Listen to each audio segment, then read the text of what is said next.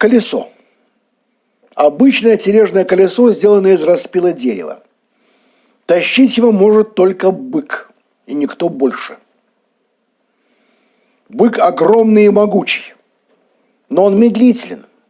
Он медленное животное, бык, не быстрый он.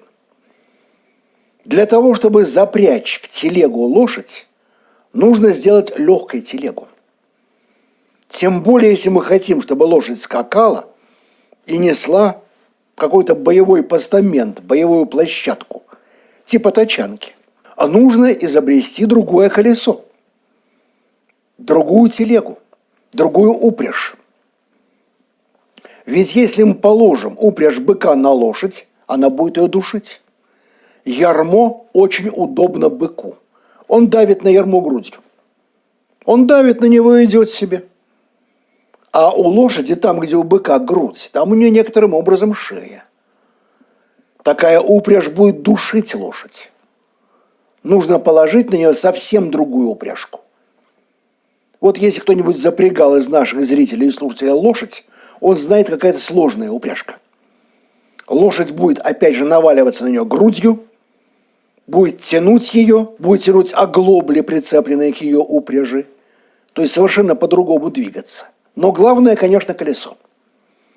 Долгое время я считал, что колесо и колесница, колесо тележное, вот современные телеги, то есть колесо, сделанное из обода, втулки и ступиц, которые соединяют втулку и обод.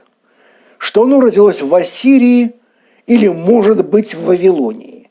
Когда, где-то 1800-1700 лет до Рождества Христова. Мгновенное изобретение переняли в Египте, и египетские колесницы стали очень страшными. Египтяне использовали в колесницах свое ноу-хау. У них были прекрасные лучники. Страшные лучники Египта наводили ужас на окружающие народы. А тут еще мчится колесница.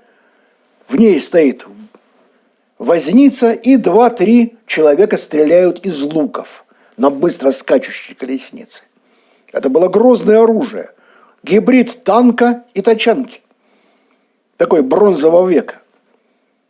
И поскольку все произошло на Переднем Востоке, цивилизация отсюда очевидна. Да, в Сирии. В Ассирии началось колесо тележное.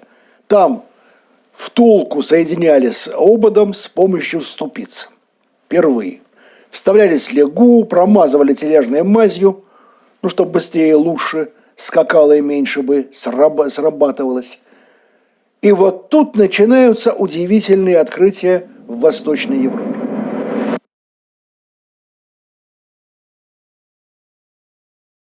Вдруг в Чернозерье, в других памятниках, называемой срубной культуры, находят множество изображений колес и сами тележные колеса. Находят легкие повозки, наподобие колесниц, такие праколесницы, такие легкие телеги с 2 колесами, и тащат их лошади. На данный момент, конечно, споры еще продолжаются, хотя стало понятно, что, конечно, очень важным таким центром, где все это происходило, это наш был Южный Урал, где, как известно, памятники великолепные Аркаим в первую очередь.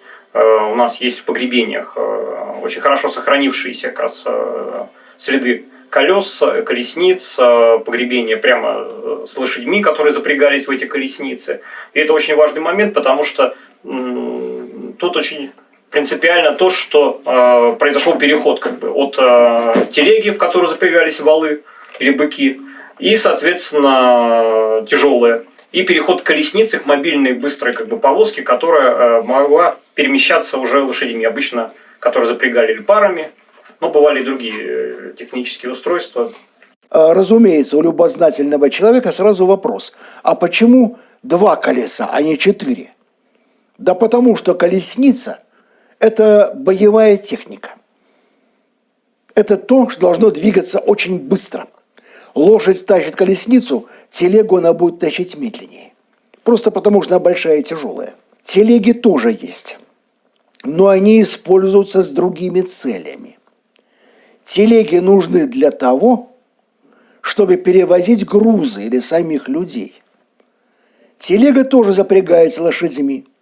Скорее всего, не одной лошадью, а несколькими. Но вес телеги, которую тащат лошади, не больше 200-300 килограммов. А вес повозки, которую тащат быки, даже арбы, то есть тоже двухколесной повозки, может достигать 800 килограммов, а четырехколесной телеги больше тонны. Ну как же лошадь ее потащит? Никак. Телеги позволяют очень быстро перевозить свое имущество. Боевые колесницы создают колоссальные преимущества в ведении боевых действий. И те культуры, которые смогли освоить лошадь, смогли освоить колесо нового типа и колесницу, получают колоссальные преимущества. Вопрос, где это произошло. Я уже назвал одно место – срубная культура, Черноозерье, Южная Россия. Лошадь приручили до этого. Вопрос, как ее использовали. Возможно, на лошадь эпизодически садились, но ведь ездили верхом на быках. На лошади садились охлюбкой, то есть без седла, как и на быка. И страшные индоевропейские всадники на быках, не на лошадях, они представляли колоссальную опасность для окружающих народов. Но без седла, без узды, без седла и без стремян попробуйте использовать лошадь как боевое животное верховое. Не получится. А бык, как и верховое животное, туповат, хотя огромный и страшный. А вот колесница позволяет использовать лошадь как боевое животное. Потому что хорошо обученная лошадь прекрасно повлечет колесницу. И вот уже на Енисее, в Монголии, появляется очень интересный предмет. Его так и называют предмет непонятного назначения. Такая блямба, которая крепилась, видимо, на пояс, а к ней соответствуют штырьки металлические, бронзовые. К ним крепились, видимо, вожжи. Они надевались на эти штырьки, и возница освобождал себе руки. Зачем? Взять в руки лук. Кроме того, что возница вез одного или двух лучников, он сам становился лучником. Это было великолепное оружие. Но я же говорю, какой-то гибрид тачанки и танка. Кстати, тачанка от начала до конца колесница. Это та же самая колесница. Изобретение обуров в Южной Африке, применявшееся во время гражданской войны всеми, опускаю эпитеты, народными повстанцами. Махновцами, красными и прочими ребятами. Но тачанка времен гражданской войны не что иное, как колесница. Поздравляю вас, ребята, вы в бронзовом веке. С появлением колесницы в первую очередь, конечно же, возросла опять-таки мобильность. И в первую очередь скорость передвижений. Потому что одно дело медленная неповоротливая телега, другое дело колесница, которая может ехать с гораздо более высокой скоростью. Вот. И тут самое важное, что она везла не грузы скорее. Так вот, колесницы все-таки это в первую очередь, наверное, предмет вооружения, даже можно сказать. То есть они сыграли огромную роль именно в плане того, как велись конфликты между отдельными племенами. И мобильность в этом плане играет, конечно, колоссальную роль, как мы знаем. То есть перемещение, скорость, маневр. Это очень важно, ну и плюс, соответственно, мы хорошо знаем на примере таких источников, как Египет, например, что колесницы впрямую использовались как, скажем так, элемент вооружения, когда они снабжались серпами по бокам, когда там на них располагались лучники. Все это, конечно, очень продвинуло, скажем так, все эти военные конфликты. И вот эти вот племена, которые все это освоили, они, конечно, получили значительное преимущество в сравнении с своими оппонентами. Это как бы я считаю, все считают, что это своеобразные танки древности. Потому что они очень мобильные, и там буквально 2-3 человека, которые находились там на колеснице, могли применять различные виды, вооружения и очень были эффективны против пехоты, конечно. Когда там приделали колесам различные такие острые предметы, типа сабель, и которые крошили, конечно, эту пехоту как могли. Это, конечно, очень эффективное было оружие. Ну и к тому же они быстро для общения тоже очень достаточно быстро, типа курьерской такой почты, могли передвигаться на большие расстояния, тоже переносить различные донесения и так далее, и так далее. То есть в этом отношении, конечно, колесо сыграло колоссальную роль в развитии культур, многих культур. Вот американские индейцы так и не смогли, у них не было коней, не смогли изобрести колеса. У них были волокуши до последнего времени, пока не появились кони, привезенные испанцами, португальцами. А так это все были пешие, в общем-то, и в основном с волокушами не двигались. Хотя могли, конечно, независимо изобрести, но не сумели. Итак, южно-русские степи как наиболее вероятное место создания колеса и колесницы. Но лошади тоже приручены в южно-русских степях и на Урале, хотя гораздо раньше. Первым, скорее всего, домашним лошадям 7,5 тысяч лет до Рождества Христова. Зачем была нужна лошадь домашняя? Ну, во-первых, это животное, которое можно есть. Конину не едят христиане, но наши предки христианами не были. Они кушали лошадей. Во-вторых, лошадь может доить. Кобылье молоко ничем не хуже коровьего. Лошадь неприхотлива. Это животное гораздо менее нежное, чем корова, кстати. Корова неприхотлива до тех пор, пока у нее есть много мягкой травки. А лошадь умеет есть жесткую траву в междуречьях степи. И кроме того, лошадь, она умеет тебеневать.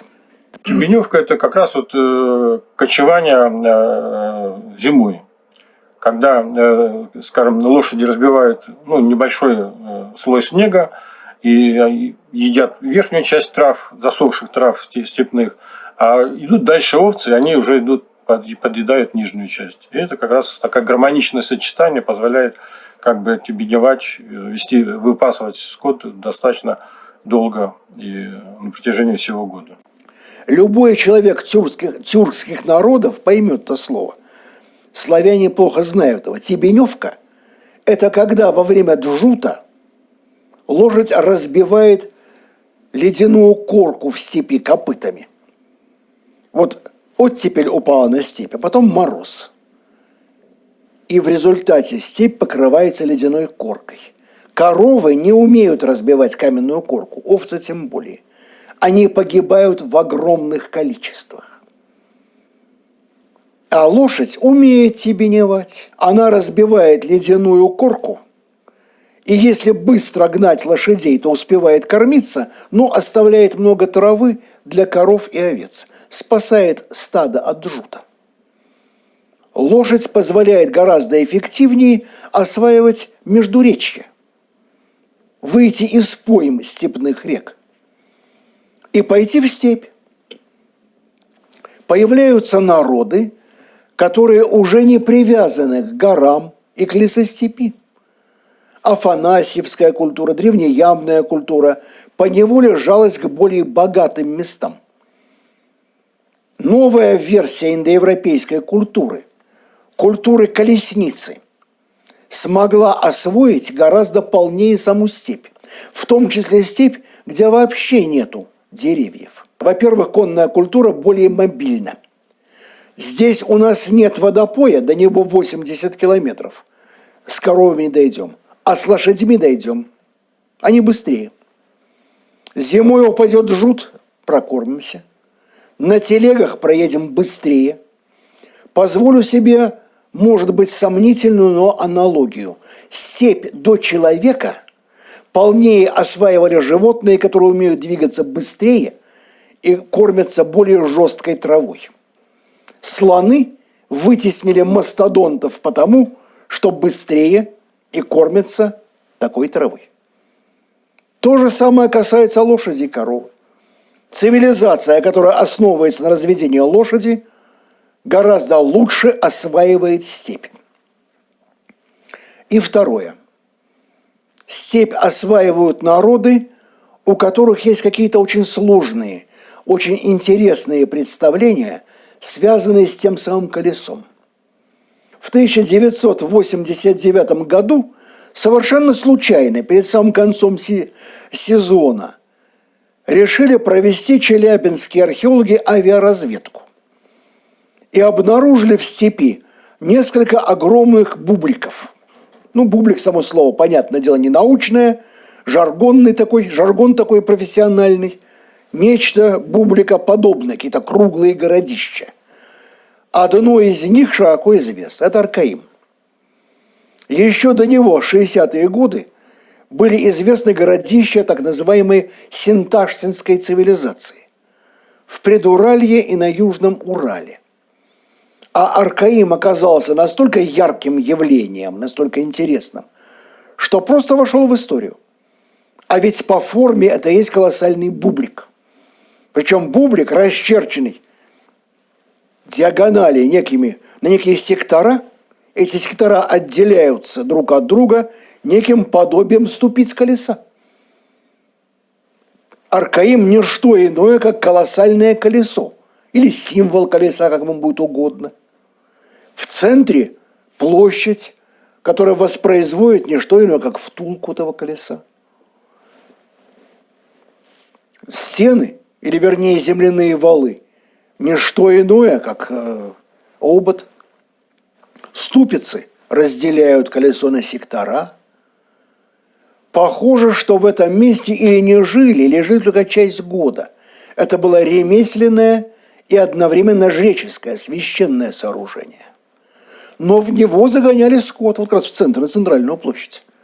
Совершали какие-то ритуалы. И место выбрано очень не случайно. Конечно, археологи начудили. Чтобы спасти место любой ценой, чтобы получить средства на проведение раскопок, они мгновенно придумали много всевозможных глупостей.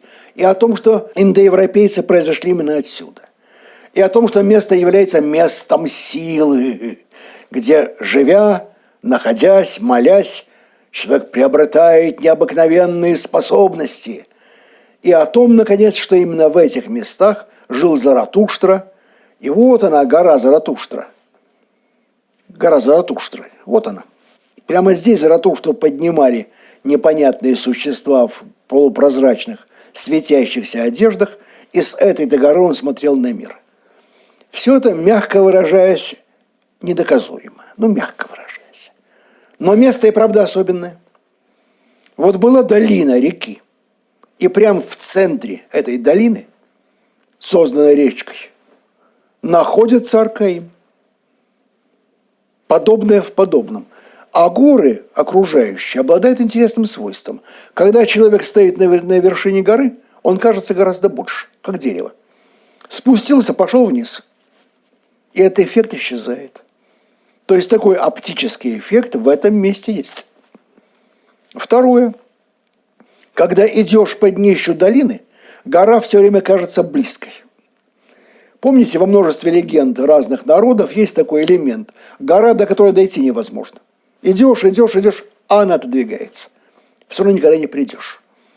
Вот не из таких ли эффектов рождается легенда? Дойти, конечно, до горы можно, но она все время кажется одновременно и удаленной, и близкой. Вот ты до нее дойдешь. Нет, приходится еще идти. И вдруг она прямо вырастает перед тобой. А ведь подобные эффекты, конечно, производили огромное впечатление на древнего человека, да и на современного производят. Очень советую побывать в Аркаиме. Очень советую. Причем в любое время года. Мы с друзьями там были уже в октябре, трава легла. Место производит потрясающее впечатление. Конечно, по современным понятиям носители срубной культуры были очень малоцивилизованным народом. Они жили в голой степи, у них почти не было свиней в стаде. Свинья – это вообще признак оседлого населения. Попробуйте кочевать со свиньями, не получится. Вот у афанасьевцев свинья была в раннем бронзовом веке, а у Срубникова она исчезла, и в катакомбной культуре она исчезла. Местами на Северном Кавказе, в Минусинской котловине свинья сохраняется, свинью знают. Но те, кто часто передвигается, от свиньи избавляются. Мало коров, больше лошадей. Больше баранов, они более мобильны. Но земледелие в долинах рек сохраняется. Люди ведут земледельческое хозяйство, но еще не пашут на пашенных животных. У них земледелие мотыжное, соответственно, не очень продуктивное. Без скотоводства и без охоты им не жить. В наше время можно отвечать на вопросы, на которые старшее поколение археологов не могло бы, не только ответить, оно их задать не могло.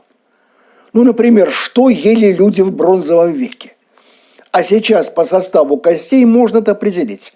И вот жители некоторых поселений на берегах озер питались в огромной степени рыбой. Большое значение имело мясо диких зверей.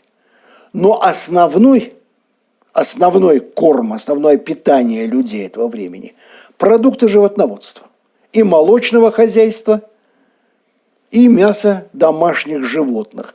Появляются с рубников огромных размеров сосуды на 100 литров, на 200 литров. Они имеют такую бомбовидную форму. Их ставили на землю. Это явно сосуды, в которых скапливалось молоко многих кобыл, многих коров, заквашивалось. Дело в том, что не все люди могут пить цельное молоко. У некоторых аллергия у взрослых людей. А кисломолочные продукты могут употреблять в пищу все. И вот кисломолочные продукты были очень важной составляющей рациона. По-видимому, появляется и сыр. Ведь что такое сыр? Сыр – это сбереженное молоко. Это такое уплотненное молоко. Много молока, сыра вроде меньше, а калорийность сравнимая. А брат можно споить животным или выпить самим, а сыр к тому же хорошо хранится. Для людей, которые много кочуют, конечно, это было важным. Хлеб они потребляли, скорее всего, в виде лепешек или каши. Хлеба в нашем понимании, видимо, еще не было. А вот кисломолочные продукты и сыр – это они потребляли за милую душу. Срубная культура почему так называется? От слова «сруб». Они хоронили покойников в срубах. Вкапывали небольшую глубину сруб, часто из бревен не крупных, потому что в бронзовом веке из бронзы делались топоры, а ими попробуй срубить большое дерево диаметром 20 сантиметров и больше. Обычно использовались более мелкие бревнышки. Из этих же мелких бревнышек делали каркас, на котором держалась крыша. И такой сруб для покойников, он, конечно же, воспроизводил жилище людей. Нам бы оно показалось неуютным, в нем было темновато, все время горели открытые очаги, даже в современном понимании печи еще не было. То есть печки не придумали. Правда, современные даже англичане живут без печки, а при камине, получается. А климат, конечно, в Британии такой, что там без отопления не проживешь. В степях все-таки бывает, даже в Южной Руси, тем более в Сибири, настоящая зима. Даже южно-русская зима, она вроде бы не злая, но 2-3 месяца лежит снег, и температуры круглые сутки отрицательные. Без дома, теплой одежды и без огня вы не сможете существовать. И все это у людей было. Спорят о том, была ли у срубников письменность. Московский археолог Формозов давным-давно обратил внимание на странные значки, которые на многих предметах, особенно на многих керамических сосудах срубной культуры. Он утверждал, что это, видимо, какая-то письменность. И судя по количеству значков, если не слоговая, то, если не азбучная, то слоговая, это не иероглифы. Так это или не так, мы не знаем. До сих пор эта письменность не дешифрована. Есть эта письменность.